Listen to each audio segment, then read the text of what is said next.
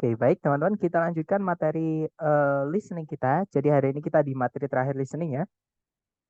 Kita akan belajar listening yang bagian terakhir atau part C seperti itu. Jadi di listening kemarin dari 50 total soal listening itu dibagi ke dalam 3 parts, yaitu part A, part B sama part C. Nah, part A atau namanya short conversations itu paling banyak nomor 1 sampai 30. Dan di setiap nomornya nanti teman-teman akan mendengarkan setiap apa namanya? Sebuah percakapan antara dua orang, si A dan si B, cewek cowok ya, teman-teman. Nah, nanti si A ngomong apa diikuti sama si B, kemudian diikuti pertanyaan. Nah, tipsnya untuk part A, teman-teman konsentrasi, jangan sampai terganggu dengan apa yang teman-teman lihat di sekitar ataupun yang teman-teman dengar di sekitar ya. Kemudian juga fokus pada pembicara kedua karena kebanyakan yang ditanyakan adalah apa yang diucapkan pembicara kedua. Tapi walaupun seperti itu, teman-teman juga jangan ketinggalan sama pembicara pertama. Karena pembicara kedua itu seringkali menjawabnya menggunakan idiom atau perumpamaan yang cara mengetahui artinya itu kita menyambungkan dengan yang diucapkan sama si A seperti itu. Kemudian hati-hati dengan pengecoh yang ada di pilihan ganda. Nah, maksudnya pengecoh di sini adalah kadang satu kata atau dua kata yang kita dengar diucap sama si B, itu nanti biasanya dimasukkan ke dalam salah satu pilihan A, B, C, D.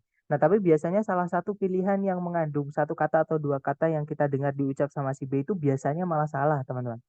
Karena biasanya jawaban yang benar untuk part A ini itu adalah kata-kata yang kita tidak dengar sama sekali diucapkan sama si B, tapi maknanya sama. Jadi menggunakan sinonim atau istilahnya paraphrase lah seperti itu. Nah, kemudian kemarin kita juga sudah belajar listening yang bagian kedua atau long conversations. Nah, ini atau percakapan panjang ya, teman-teman. Ini paling sedikit hanya ada 2 audio di part B.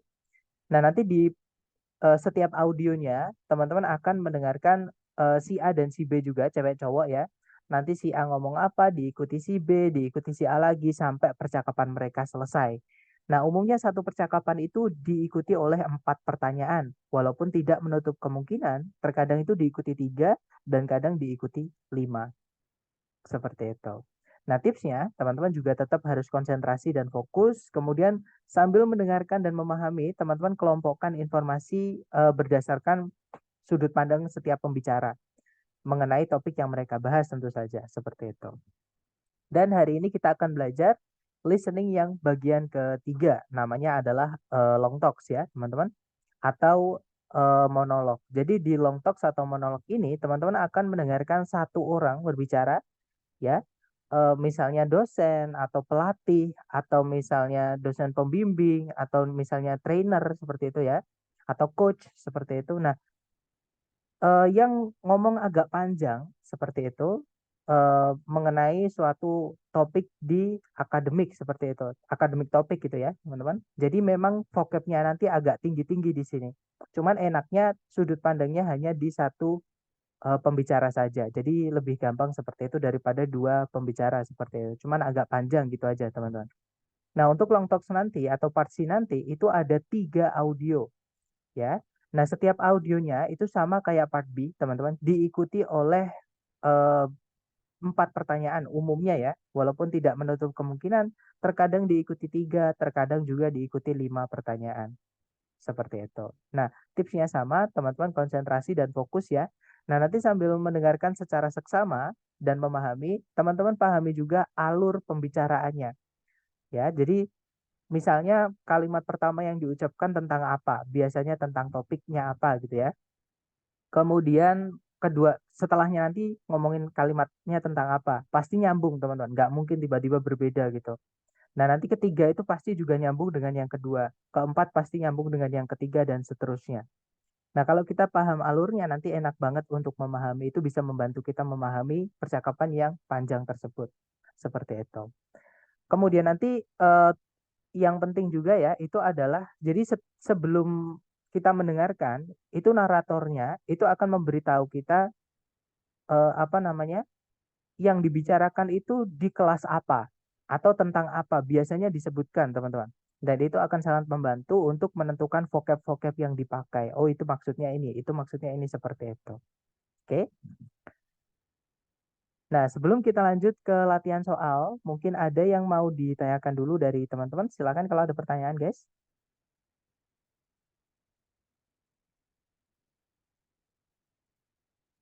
Saya rasa jelas ya. Baik, kalau gitu mari kita coba ke latihan soal. Saya mute semuanya ya, supaya nanti tidak ada yang mengganggu ketika tiba-tiba mendengarkan. Silahkan, dicoba dulu teman-teman. Jangan takut salah.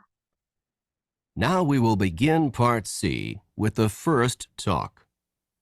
Questions 39 through 42.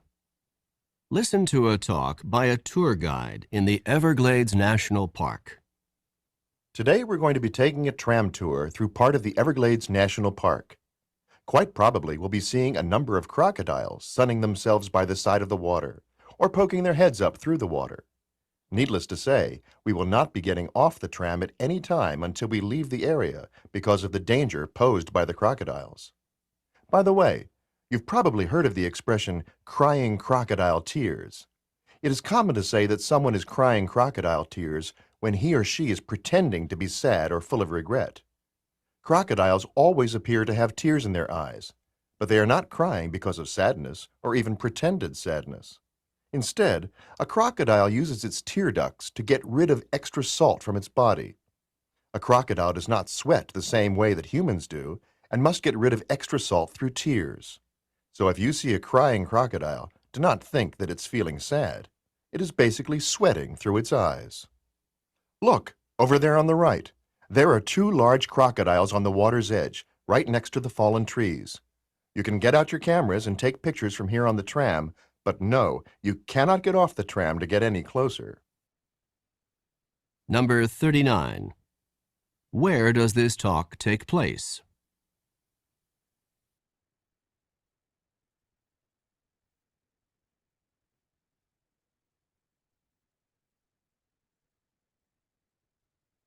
Number 40.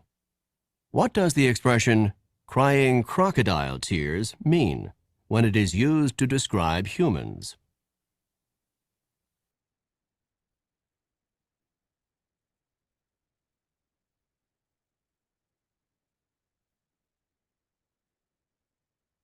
Number 41.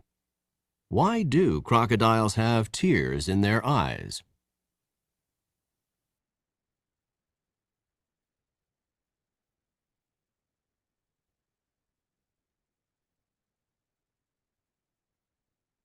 Number 42. What does the tour guide recommend?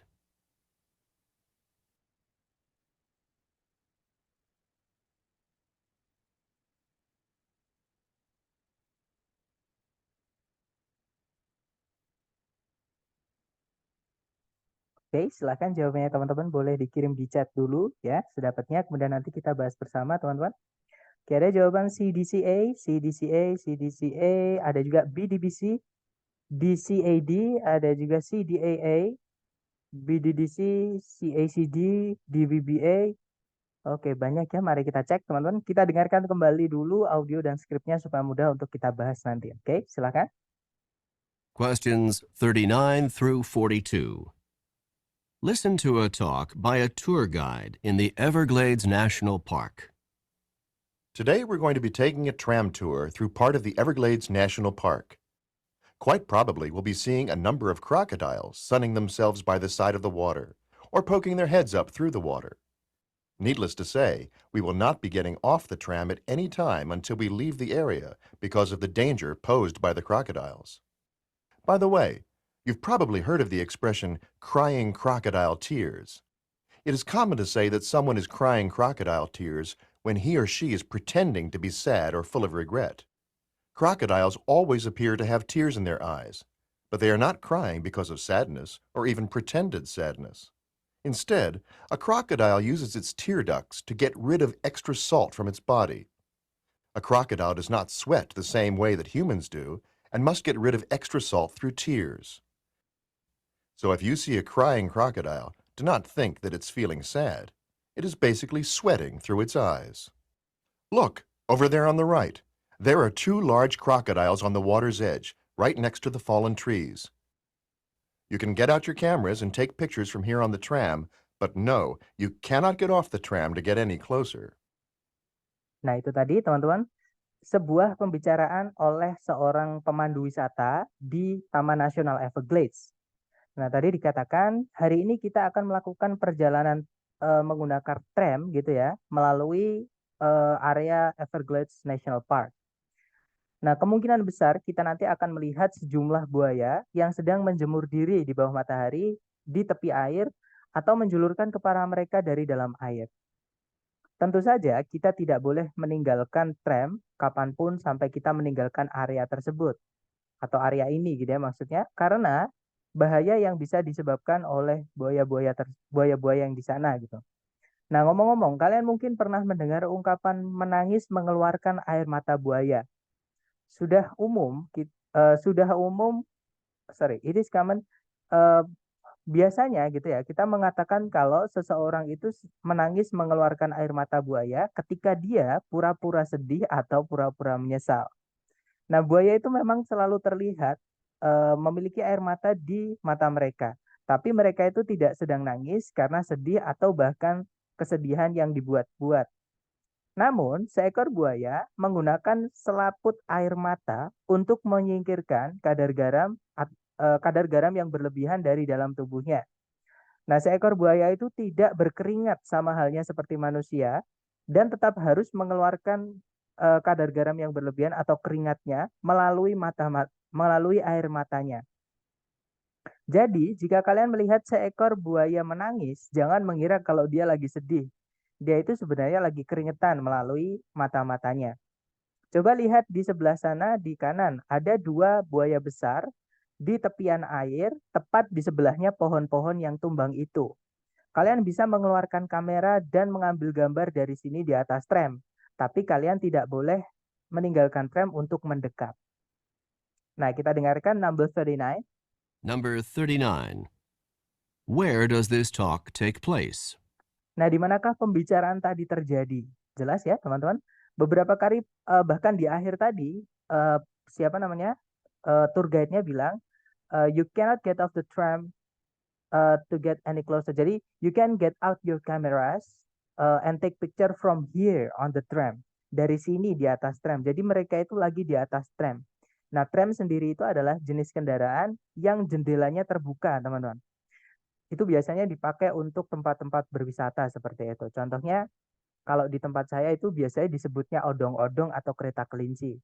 Nah, kalau di Bali dulu tahun 2006, saya nggak tahu masih ada atau nggak sekarang, itu di sekitar Pantai Kuta itu ada namanya Komotra. Nah, itu bahasa Inggrisnya adalah tram ini, teman-teman. Oke, jadi jawaban nomor 39 yang Charlie ya, on a tram.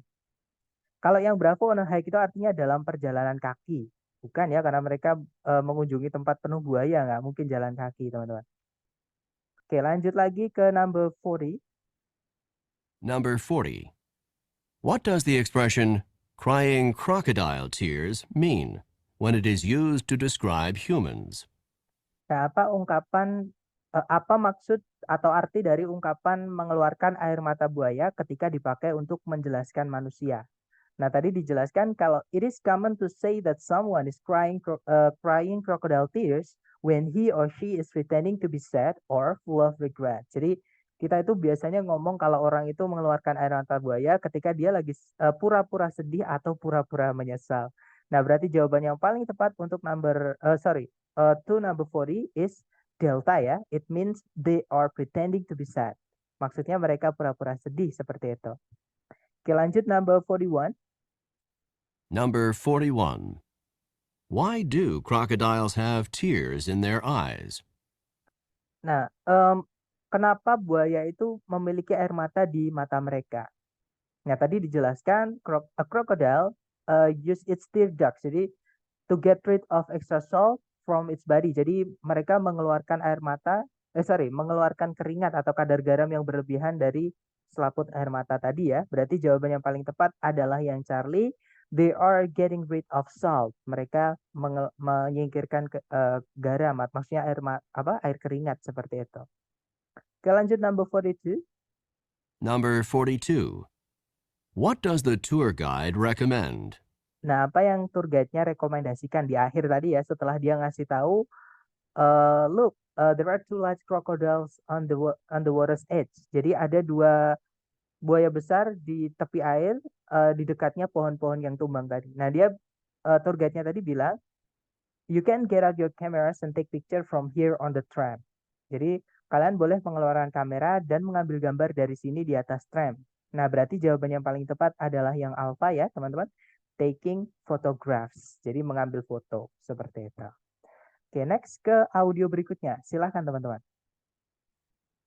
Questions 43 through 46. Listen to the following lecture by a university professor. Please take your seats now because I would like to begin today's lecture. Today, we will be discussing one of the more elegant and distinct forms of 19th century transportation, the clipper ship. Clipper ships of the 19th century were the graceful, multi-sailed, ocean-going vessels that were designed for maximum speed. They were given the name clipper ship in reference to the fact that they clipped along at such a fast rate of speed. Clipper ships were constructed with a large number of sails in order to maximize their speed. They often had 6 to 8 sails on each of the masts, and ships commonly had 3 and perhaps 4 masts. The speeds that they achieved were unbelievably fast for the era. Clipper ships could, for example, accomplish the amazing feat of traveling from New York to San Francisco in less than 100 days. Clipper ships first came into use in the United States in the 1840s. They were originally intended to make the trip from New York around the tip of South America and on to China in order to transport tea to the United States. Once gold was discovered in California in 1848, clipper ships were immediately put into use to carry large numbers of gold prospectors and large amounts of mining supplies from the East Coast to California. With the success of the American clipper ships, the British began their own fleet of clipper ships to transport goods from the far reaches of the British Empire. That's all for today's class. Don't forget that there's a written assignment due on Friday. Number 43. In which course would this lecture most probably be given?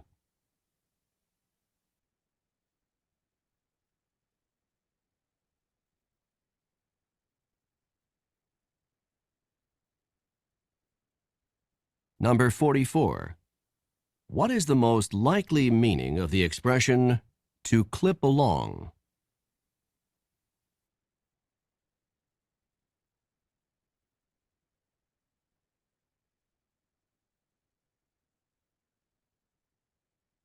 Number 45. What were clipper ships first used for in the United States?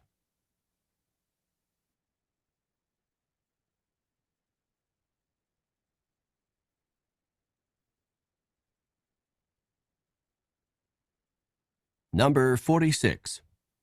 What does the professor remind the students about?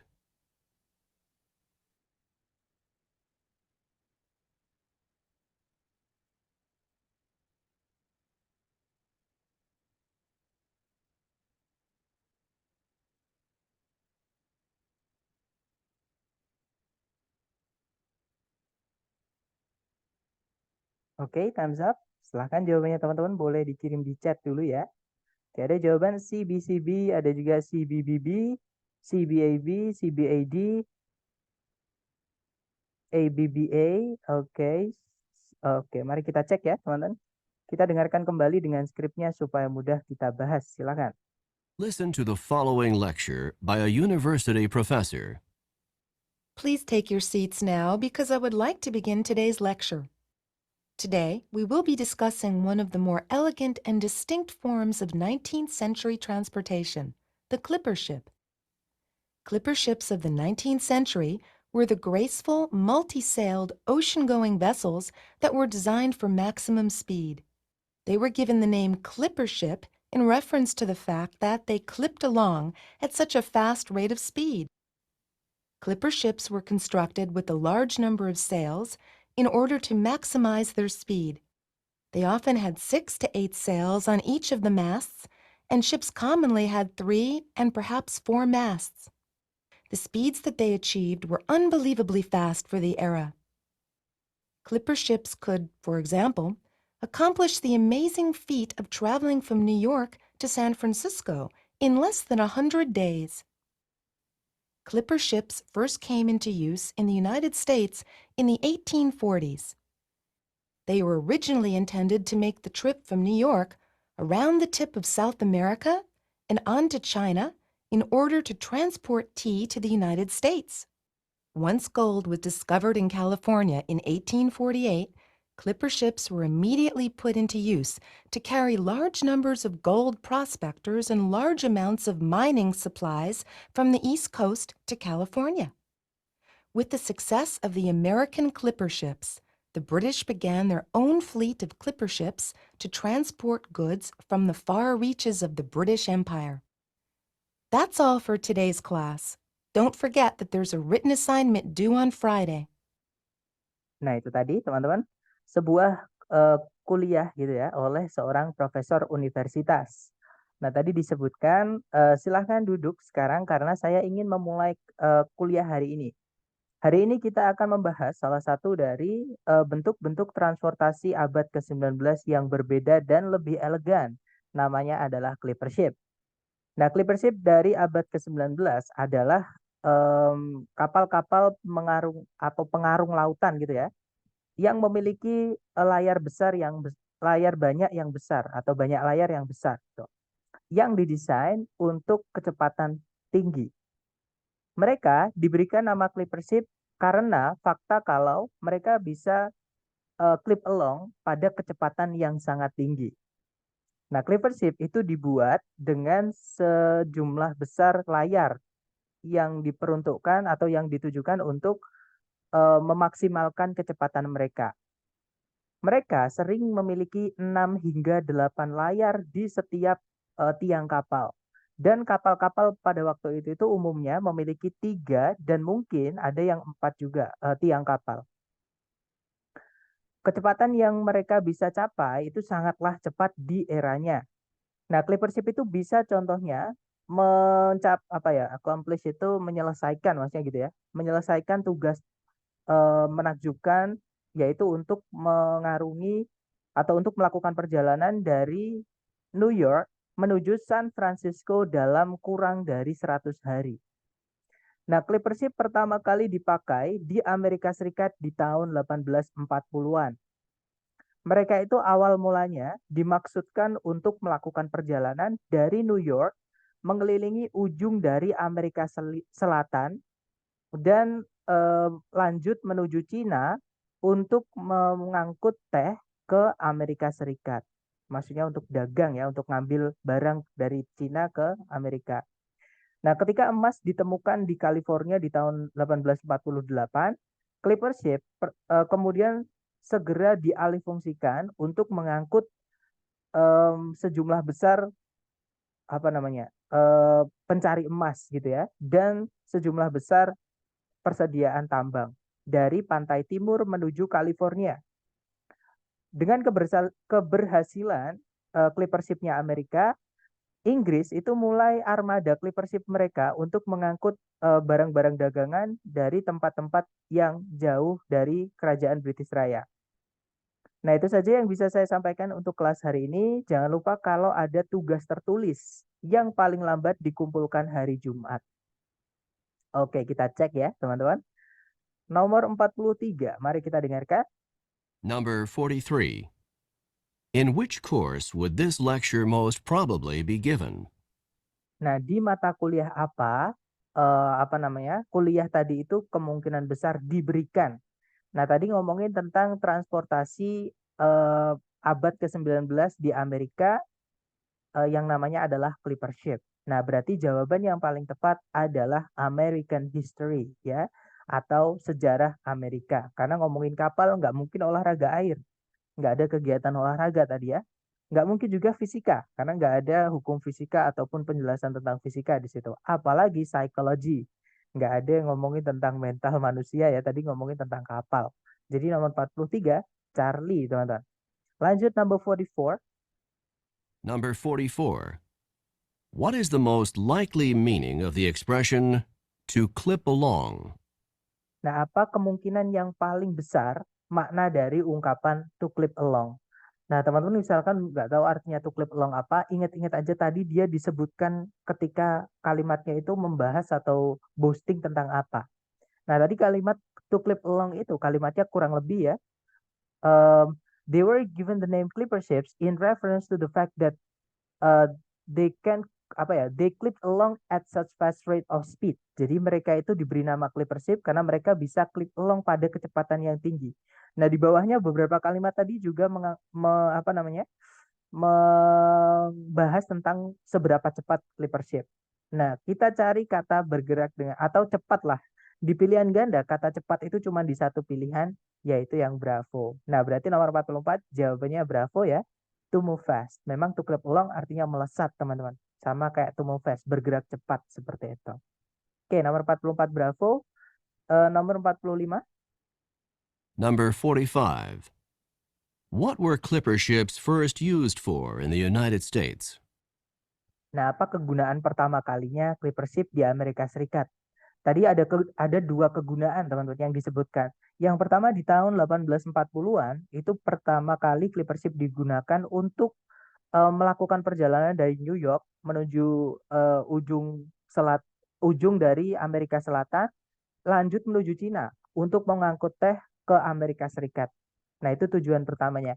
Tujuan kedua, ketika emas ditemukan di California tahun 1848, nah itu dialihfungsikan tadi ya menjadi mengangkut segerombolan pencari emas dan persediaan tambang.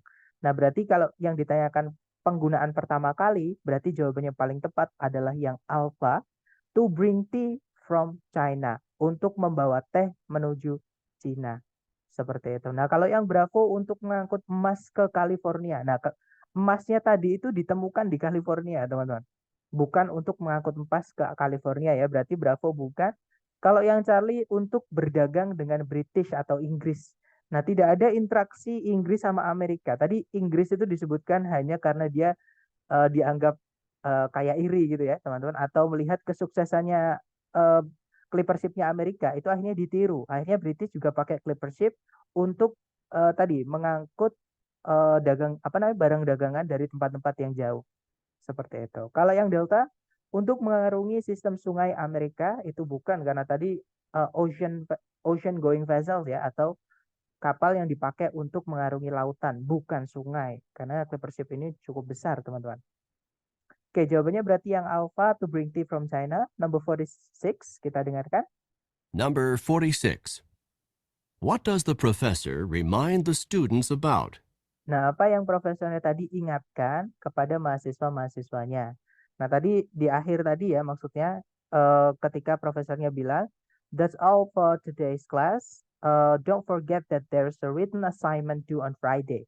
Jangan lupa kalau ada tugas tertulis yang paling lambat dikumpulkan hari Jumat. Nah, berarti jawaban yang paling tepat untuk nomor 46 adalah Delta. Some written homework. Suatu PR atau tugas pekerjaan rumah tertulis. Seperti itu. Oke, kita lanjut ke audio yang terakhir ya, teman-teman. Dicoba lagi, silakan teman-teman. Questions 47 through 50. Listen to the following talk by a drama coach to a group of actors.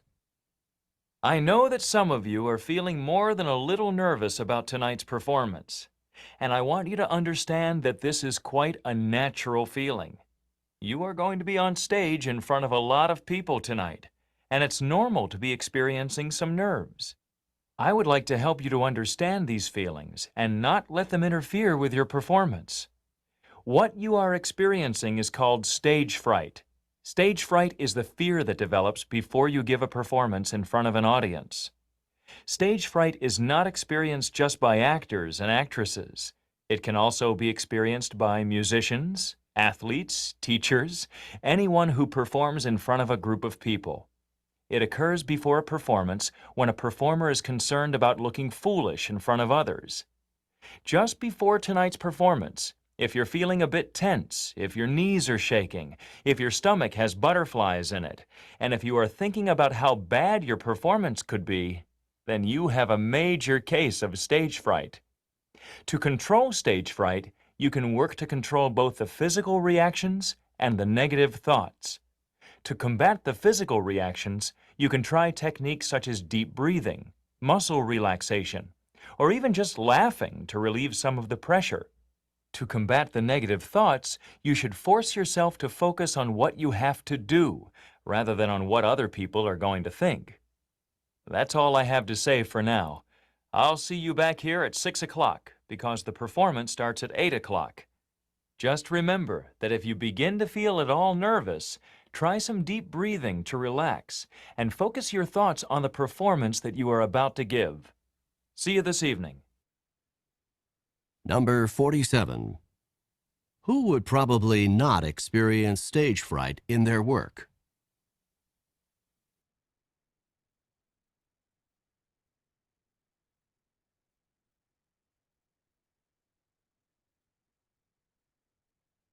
Number 48. What physical reaction might someone who is experiencing stage fright commonly have?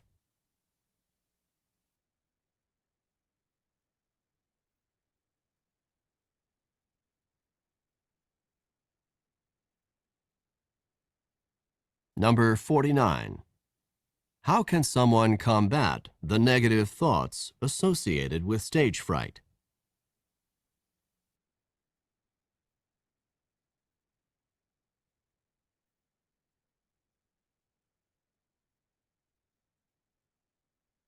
Number 50.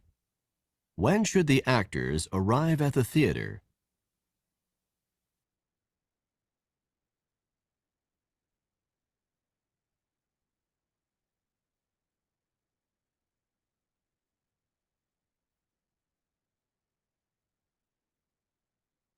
Oke, itu tadi teman-teman. Silahkan jawabannya boleh dikirim di chat dulu. Ada BCDC, ada juga ACDC, ACBC, DCBD, banyak ya. ADCC. Oke, kita cek dulu. Kita dengarkan kembali dengan skripnya supaya mudah untuk kita bahas bersama. Silahkan teman-teman. Questions 47 through 50. Listen to the following talk by a drama coach to a group of actors. I know that some of you are feeling more than a little nervous about tonight's performance, and I want you to understand that this is quite a natural feeling. You are going to be on stage in front of a lot of people tonight, and it's normal to be experiencing some nerves. I would like to help you to understand these feelings and not let them interfere with your performance. What you are experiencing is called stage fright. Stage fright is the fear that develops before you give a performance in front of an audience. Stage fright is not experienced just by actors and actresses. It can also be experienced by musicians, athletes, teachers, anyone who performs in front of a group of people. It occurs before a performance when a performer is concerned about looking foolish in front of others. Just before tonight's performance, if you're feeling a bit tense, if your knees are shaking, if your stomach has butterflies in it, and if you are thinking about how bad your performance could be, then you have a major case of stage fright. To control stage fright, you can work to control both the physical reactions and the negative thoughts. To combat the physical reactions, you can try techniques such as deep breathing, muscle relaxation, or even just laughing to relieve some of the pressure. To combat the negative thoughts, you should force yourself to focus on what you have to do, rather than on what other people are going to think. That's all I have to say for now. I'll see you back here at 6 o'clock, because the performance starts at 8 o'clock. Just remember that if you begin to feel at all nervous, try some deep breathing to relax and focus your thoughts on the performance that you are about to give. See you this evening. Oke, itu tadi ya teman-teman. Jadi sebuah pembicaraan oleh, ini salah ketik ya, harusnya by, oleh seorang pelatih drama kepada sekelompok peraganya gitu ya. Nah tadi dikatakan, saya tahu kalau beberapa dari kalian pasti sedang merasakan lebih dari sekedar gugup mengenai pertunjukan nanti malam. Dan saya ingin kalian memahami bahwa yang kalian rasakan itu sesuatu yang wajar. Nah, kalian akan berada di panggung di depan banyak orang nanti malam. Dan wajar kalau kalian mengalami ketegangan-ketegangan. Nah, saya ingin membantu kalian memahami yang kalian rasakan dan tidak akan membiarkan yang kalian rasakan itu mengganggu pertunjukan kalian. Nah, apa yang sedang kalian alami itu disebut dengan demam panggung. Nah, demam panggung itu merupakan rasa takut yang muncul sebelum kalian memberikan sebuah pertunjukan di depan para audiens. Demam panggung itu tidak hanya dialami oleh para aktor dan aktris saja, dia juga bisa dialami oleh para musisi, atlet, guru, siapapun yang tampil di depan banyak orang. Demam panggung itu terjadi sebelum sebuah penampilan atau pertunjukan gitu ya, ketika seorang performer khawatir akan terlihat konyol di depan banyak orang. Nah, tepat sebelum pertunjukan nanti malam, jika kalian merasa sedikit tegang, jika lutut kalian gemeteran, jika perut kalian itu kayak ada kupu-kupu di dalamnya, dan jika kalian berpikir keras seberapa buruk nanti pertunjukannya, disitulah kalian sedang mengalami demam panggung. Untuk mengendalikan demam panggung, kalian bisa berusaha untuk mengendalikan entah itu reaksi fisiknya dan pikiran-pikiran negatifnya. Nah, untuk mengendalikan reaksi fisiknya, kalian bisa mencoba beberapa teknik seperti menarik nafas yang dalam, kemudian regangkan otot, atau bahkan hanya ketawa-ketiwi saja untuk meredakan beberapa tekanan.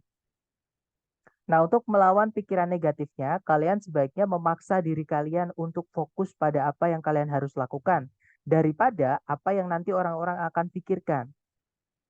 Nah, itu saja yang saya bisa katakan sekarang.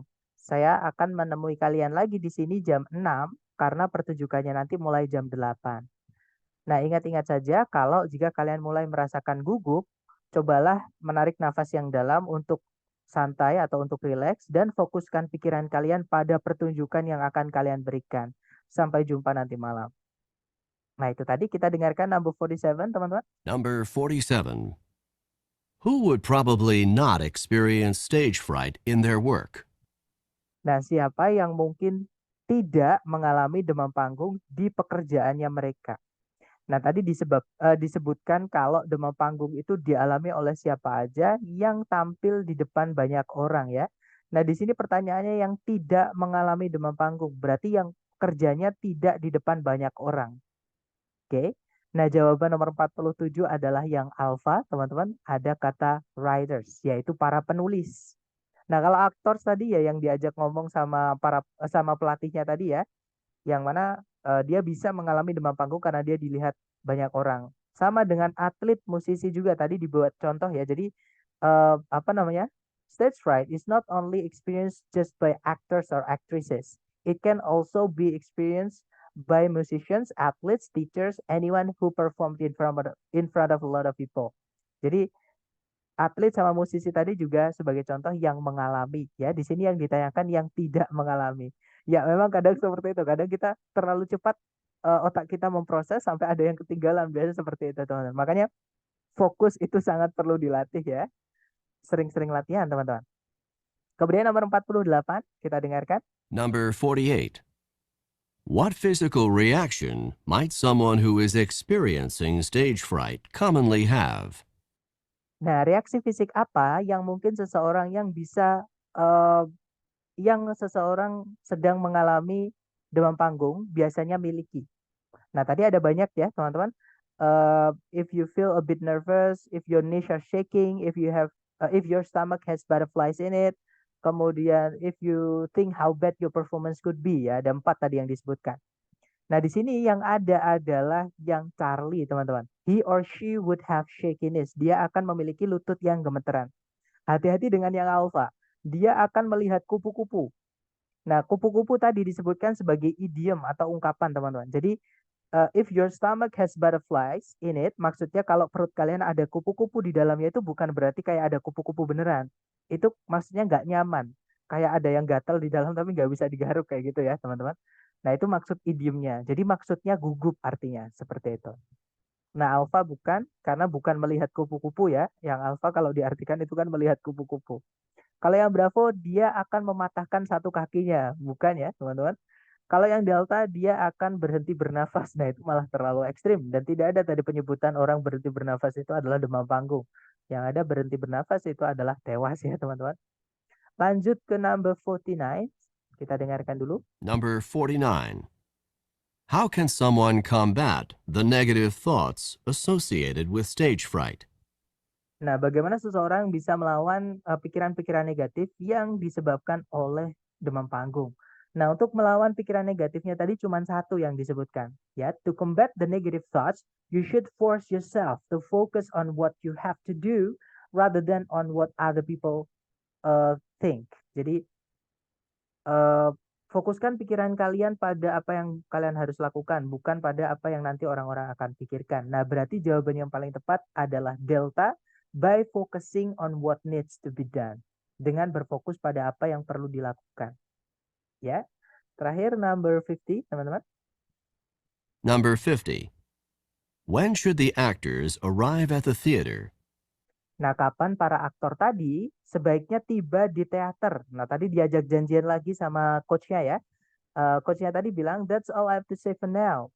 I'll see you back here at 6 o'clock because the performance starts at 8 o'clock. Jadi, saya akan menemui kalian lagi di sini jam 6 karena pertunjukannya mulainya jam 8. Nah, berarti mereka harus tiba jam 6. Berarti jawaban yang paling tepat number 50 adalah yang Charlie ya, at 6 o'clock. Seperti itu. Nah, itu tadi adalah materi terakhir untuk listening, teman-teman, yaitu listening part C. Sebentar saya unmute dulu. Silakan kalau ada yang mungkin mau ditanyakan dari teman-teman.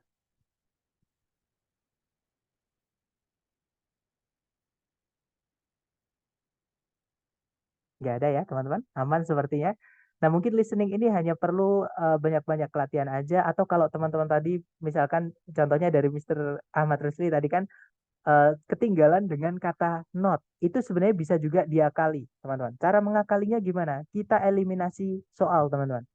Nah, di soal itu memang ada sedikit ini ya. Kadang kita bisa menebak soal atau menebak jawaban benar itu dari mengecek soalnya saja tanpa mendengarkan audionya. Karena di soal itu hanya ada satu jawaban benar. Jadi kita kelompokkan pilihan A, B, C, D-nya.